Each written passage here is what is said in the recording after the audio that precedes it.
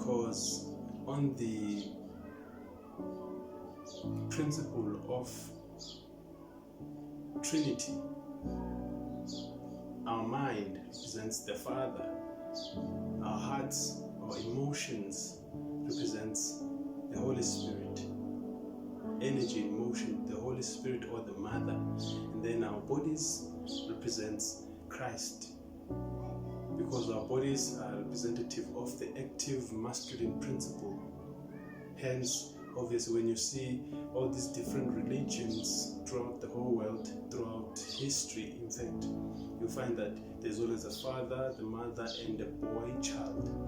The boy child is not on the premise of, or on the level of gender in the physical state of things, but the gender itself as a boy represents the active masculine principle, the fact that we are here on this third dimensional level, and our souls have incarnated and inhabited this body, this avatar, in order to take action on this realm. So to engage planet Earth, to engage in creating, co-creating with the universe, with God, with the higher power. That's what the principle means. That's why you see Jesus Christ with Mary, and you can say Joseph, and then you'd find Osiris, Isis, and then Horus. And you see also Shiva, Shakti, and also you find Ganesha Ganapati being the sun. So obviously these energies are representative, as I say, of the active masculine principle and not the physical state of things. Hence you'll find all of these religions are talking about the same thing. They're just obviously changing the mother, the father, and the son according to their own specific cultures of where they are in the world and what it means for them in that particular time frame.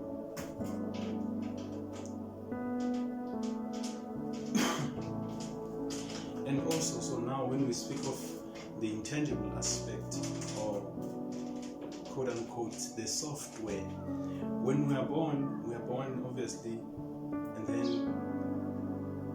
our families, the society itself, the environment teaches us who we are, what this environment is about, what's going on. And therefore, one of the important things that we learn first, according to the successive levels of consciousness, we start learning of who we are, what it means to be who we are, our cultures, and whatsoever. And therefore, that principle obviously envisaged again on the root chakra, when we learn of who we are. Mostly, as we learn and growing up, we, as our society is right now, we are mostly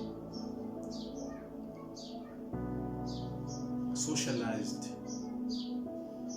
or trained on our left brain aspect. So left brain aspect representing the ego aspect, the analytical, the mathematical,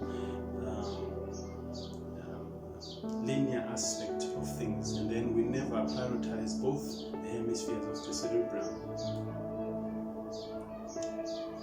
which now the right brain is the creative aspect, the non-linear, the imaginative aspect of us.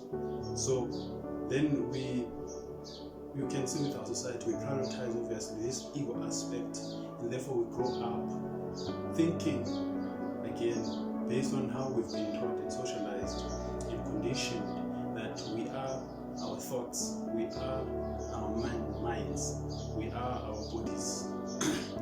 So meaning then the ego has taken charge,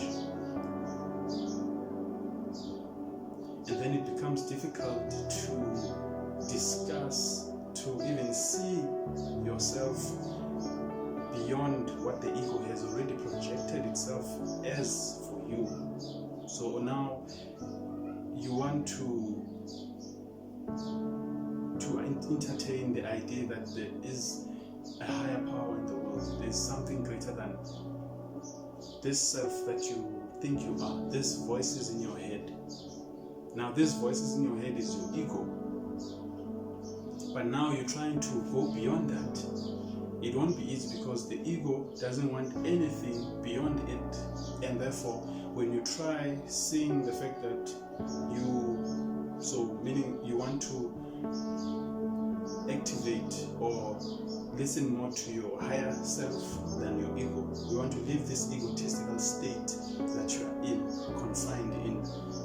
It becomes difficult because now the ego is running the show, and other people even go to their graves not knowing that they were prisoners of their own selves, because they thought they were their own thoughts, they thought they were their own minds, their own bodies, because that's what the ego projected and wanted them to think they were.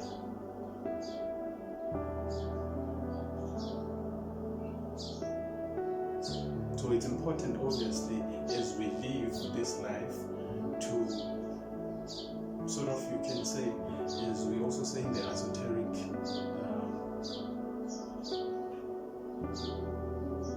world of things. So we say children have to be taught about religion as physicality of things, fairy tale and whatsoever. But once they are grown up, they have to be told the truth of why and what it means for that religion or those books of faith to be taught in that physical state of nature. They have to be told what does Santa Claus represent, for example, because now they are old enough.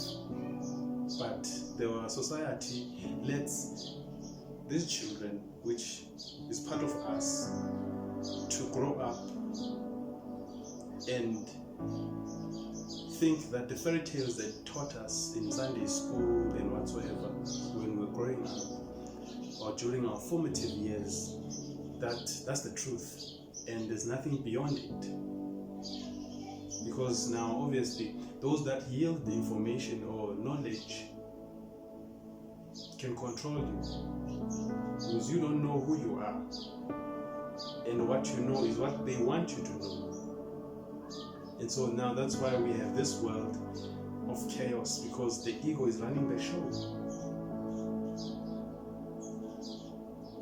So obviously also again in the esoteric world, the ego is represented by Satan or the devil.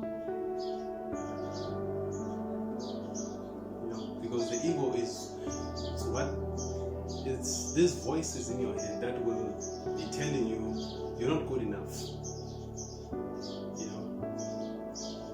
You can't do this. No, do this. Do it like this. And it's always loud and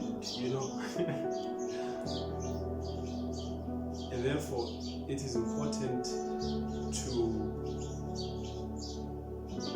embark on this journey of finding your true self.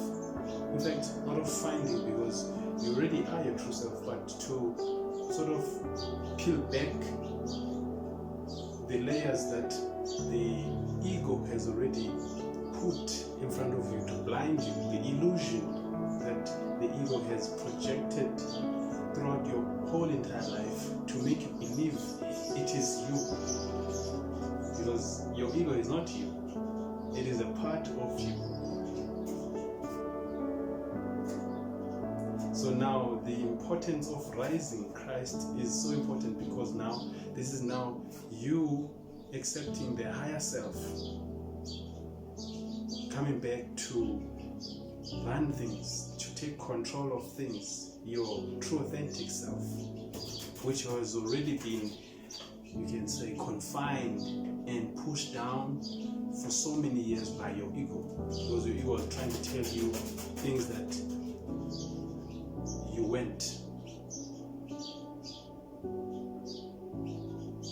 This is also representative, obviously, as we see in the Hindu faith, Ganesha Ganapati riding a rat from the bosom of our sacrum, the bottom of the three vertebrae spinal cord.